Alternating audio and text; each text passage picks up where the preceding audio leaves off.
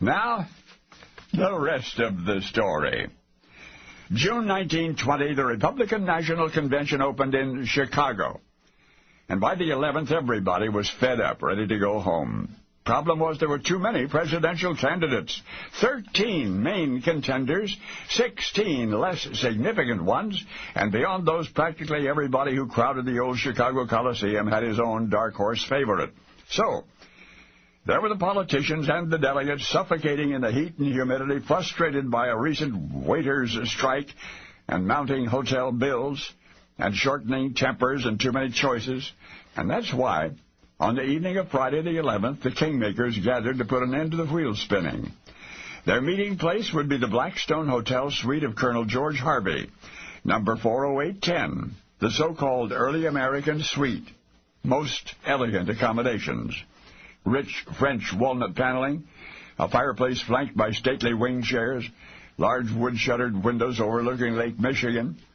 The VIPs, senators mostly, planned to reach a quick decision and get to bed early. What happened instead is the rest of the story. Senator Henry Cabot Lodge of Massachusetts called a meeting to order. Everybody seemed to agree there were two logical front-runners, General Leonard Wood of New York and Illinois' Governor Frank Loudon. Somebody mentioned Senator Hiram Johnson of California.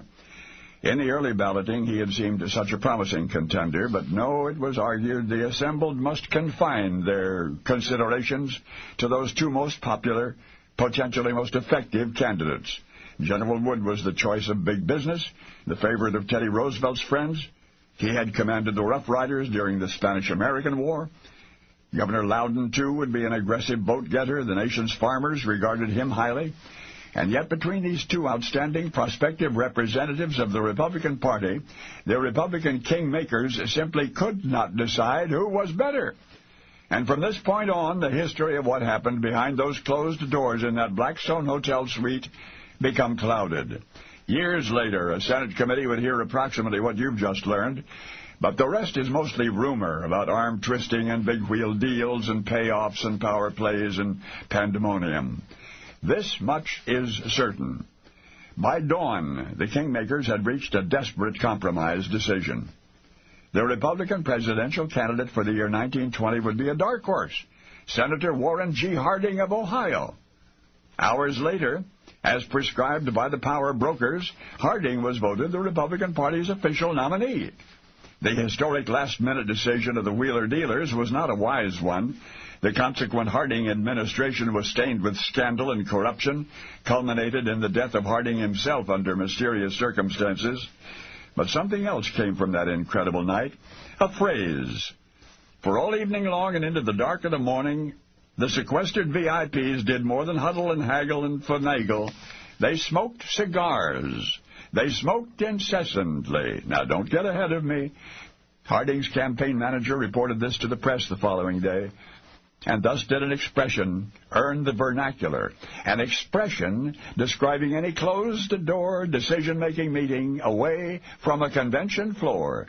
For Suite 40810 in Chicago's Blackstone Hotel was the very first anywhere, the one and only original smoke-filled room. And now you know the rest of the story. And now the rest of the story. Warren G. Harding is among the presidents that most of us know almost nothing about other than the fact that he was a president. Warren G. Harding was born on November the 2nd, 1865 in Ohio. Warren, it feels strange to not use his whole name because that's the only way I've ever heard his name, Warren G. Harding. Speaking of his name, throughout his life, Warren G. Harding went by several nicknames, including Wobbly Warren, because he often changed sides on issues. President Hardly. Now that's just clever. But his mother always called him Winnie. Now, I wasn't able to determine just why Warren's mother called him Winnie.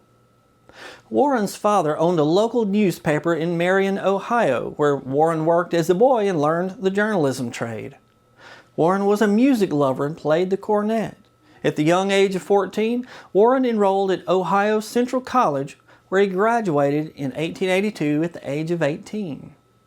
Following college, he studied law for a while and then went back into the newspaper business. He bought a failing newspaper called the Marion Star and made it profitable. Working for a newspaper had numerous benefits, including free passage on the railroads. Can you imagine getting free passage on railroads when the only alternative at this time was traveling by horse? Following his graduation from college, Warren used his railroad pass to go to the 1884 Republican National Convention. Many historians insist that it was there that Warren decided to go into politics. Florence Kling was the daughter of a banker and accountant in Marion who wanted to become a concert pianist. After graduating high school in 1878, she enrolled at the Cincinnati Conservatory of Music.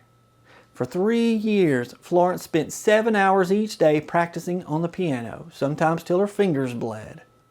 Florence and her father often argued when she returned home to visit, mostly about her boyfriend Pete DeWolf. On January 22, 1880, Florence eloped with Pete.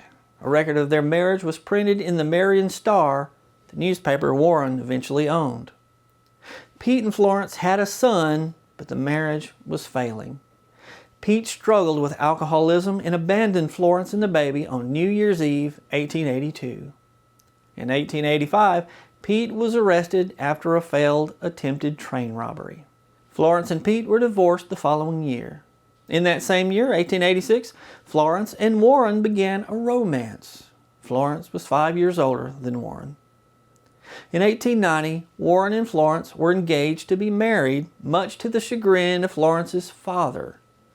He had another suitor in mind who was wealthier and claimed that Warren was using his daughter to climb the social ladder. Florence's father spread the rumor that Warren had black ancestry. Oh no! And even threatened to shoot Warren at the courthouse. But Warren was undeterred. On July the 8th, 1891, Florence and Warren married. Florence's mother secretly attended the wedding. From then on, Warren referred to Florence as the boss, and Florence affectionately called him Sonny. In 1894, stress from the newspaper business caught up with Warren, and he entered the Battle Creek Sanitarium. This happened numerous times.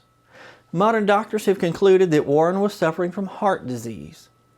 While he was convalescing, Florence took over management of the Marion Star. She instantly realized that the newspaper needed to be reorganized to increase efficiency. She organized the circulation department, improved distribution, purchased new equipment, and trained the newsboys who became known as Mrs. Harding's Boys. Florence purportedly gave out awards to her newsboys for sales achievements, but paddled them in the streets for certain infractions. One of the newsboys later claimed that Warren was just the front man, but Florence was actually running the Marion Star. Florence once wrote that Warren does well when he listens to me and poorly when he does not. My wife says something similar on a regular basis. Warren was known as being a great speaker, which certainly helped with his political ambition. Warren was elected to the Ohio State Legislature, then became Lieutenant Governor. In 1914, he was elected to the U.S. Senate. When the 1920 presidential election started up, Warren was among the candidates at the Republican convention.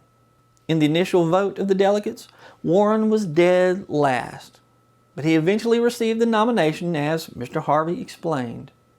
With the party's nomination, Warren ran his campaign on the platform of return to normalcy. You see, World War I had just ended. Warren won by a landslide. But Warren is known as one of the worst presidents in the history of our country. Why is that so? When Warren became president, he appointed his cabinet and administration with his so-called friends. My mom always said, "You are the friends you keep."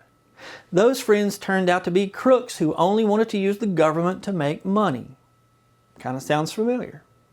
Warren said, "I have no trouble with my enemies, but my friends, they're the ones who keep me walking the floor at nights."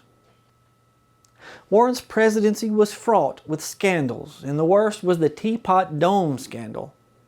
You You see, the United States Navy held valuable oil reserves at Teapot Dome, Wyoming. These reserves were owned by the government and kept in case of emergency. Secretary of the Interior, Albert Fall, needed money and decided to secretly sell some of these reserves to oil companies. He took monetary payments as well as a herd of cattle.